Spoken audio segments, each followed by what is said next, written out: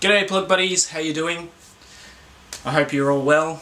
I know I promised that I would do an Australia Day video and I'm running a bit late, but I thought why not do one now. A lot of you comment on my Australian accent.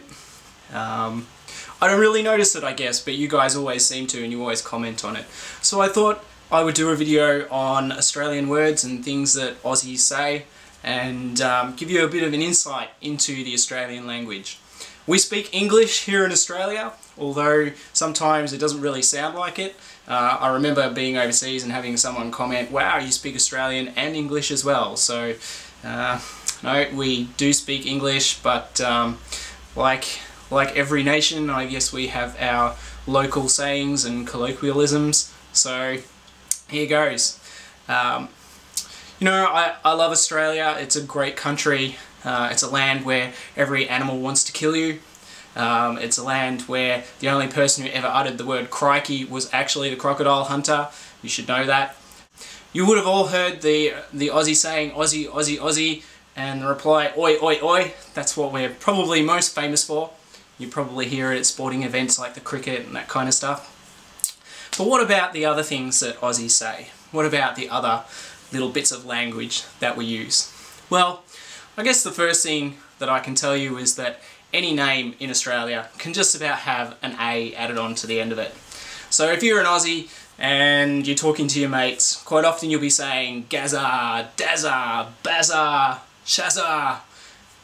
Now, if your name doesn't sound too great with an A on the end of it, then you can use an O. So a lot of the time it's Jono, Dino, Benno, Aussie names. And then there are words that we use like, you know, struth. No Australian anywhere ever says struth. No Australian anywhere ever says cobber. We do use words like barbie, which is short for barbecue. We do use words like sanger, which is a sausage, stubby, which is a beer, and all kinds of other words as well. There are a few sayings that I guess you might hear around Australia. If someone says to you he's built like a brick shithouse, it means he's tough, he's big. Somebody might say to you, I found this one on the internet. I don't think I've ever heard anyone say dry as a dead dingo's donger. But there you go, apparently that's an Australian saying as well. If you don't like someone or if they do something stupid, you might say you're a bloody wombat. If someone asks you for a Nelly Bly, they're asking you for a meat pie, so head to the fridge. If you're out in the sticks or out in the bush, it means you're out in the country, obviously. Stiff cheddar means tough luck. If you hear someone say up at the cracker sparrows, then it usually means that it's up pretty early in the morning, cracker sparrows. If I was to say you're a few stubbies short of a slab, it means you're not quite all there. A slab is how stubbies come. You get a slab of stubbies or a slab of beers. And so if he's a few short, well, you get the story anyway. Bangs like a dunny door in a storm. Well, a dunny door is the door of a toilet. And in a storm, obviously, it's windy, so banging like a dunny door, obviously, she or he is a pretty good route. But that's it. That's what Australia is like. Not really. You know, a lot of people think that Australia is this place full of bogans and full of ochre, dumb Aussies. And I guess in some ways there are a lot of Aussies who are maybe not necessarily as refined or as worldly as other people in the country, but then that's the same for anywhere around the world. I used to use words like dunny and thunderbox and tuckerbox, and then I grew up, and now I'm an adult and I use words like bathroom and toilet.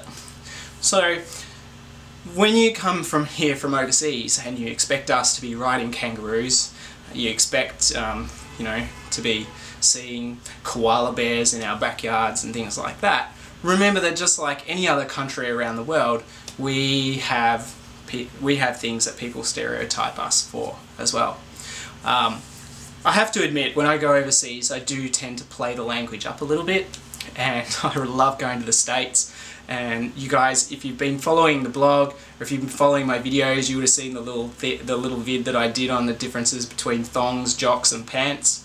And in Australia, we call thongs well, thongs are footwear, but if I go to the States and I say I've just got to grab me thongs, people look at me funny. Jocks here refer to underwear because there's a brand here called Jockey, so we say I've just got to grab my jocks. But in the States or other places around the world, people think you mean a jockstrap. If I say I'm not wearing any pants, in the UK people think I'm not wearing underwear, but I'm actually wearing underwear. Pants are like jeans, trousers, those kinds of things, not underwear.